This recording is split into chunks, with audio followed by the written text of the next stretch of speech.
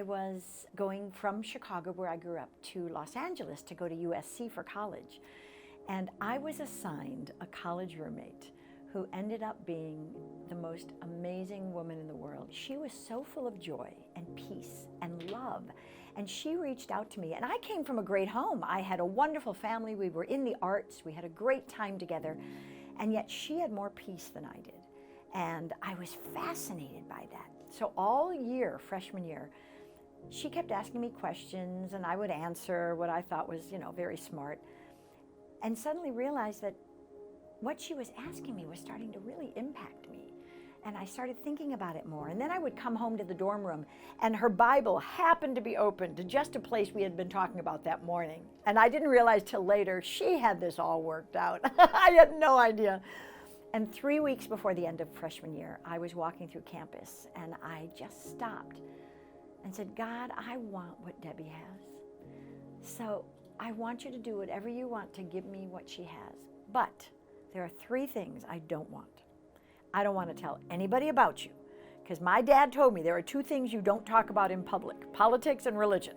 So I don't want to tell anybody. Second thing, I don't want to be a missionary. The missionaries I've seen at my church were miserable. They dressed dumpy. It was just, I didn't want any of that.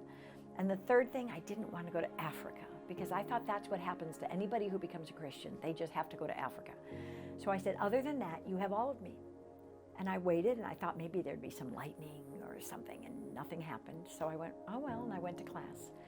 I came back after class, and I walked in the dorm room, and Debbie was there. And the minute I walked in the door, she looked at me and she said, something's different about you.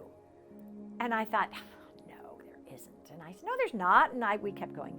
That night we were doing homework, and she looked at me and said, Karen, something is different about you. What's going on? And I said, nothing. And I thought, what's showing? Something's happening. And then the next morning I got up, I was ready to run out to class, and she stood in front of the door and she said, you've become a Christian, haven't you? I burst into tears. How did you know? She said, it's so obvious, And so I hugged her and I said, I'll talk to you later. And I went out the door, and when I shut the door, I remember thinking very clearly, only Debbie. I'm not telling anybody else. She's the only one. And I went to class, I came home, I told her all about it. And then the next 3 weeks of school, before it ended, I didn't tell a soul. And I went home and I decided the same thing. I wasn't going to tell anybody. And the first week I was home, I sat down talking to my mom, and she said, I have to let you know your dad and I are talking about getting divorced. I fell apart. I thought, I'm from a perfect family. What could this be? And all I knew to do was to say, you need Jesus.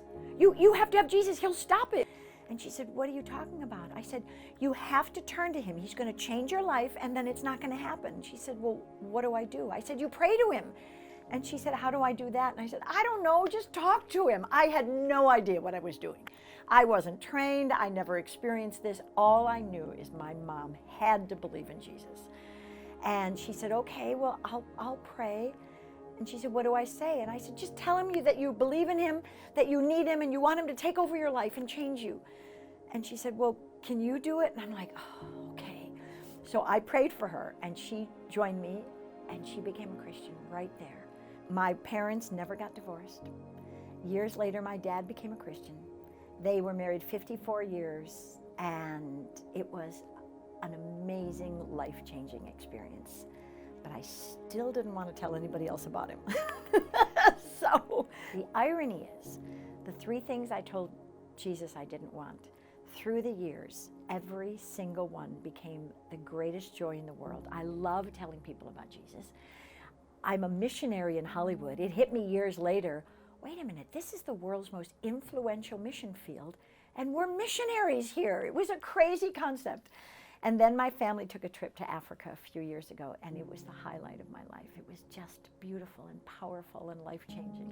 And on the way home on the plane is when I realized, oh my gosh, the 3 things I didn't want are the greatest joys. And then my husband always jokes and said, you should have told him you didn't want $1 billion. And I didn't think of that one.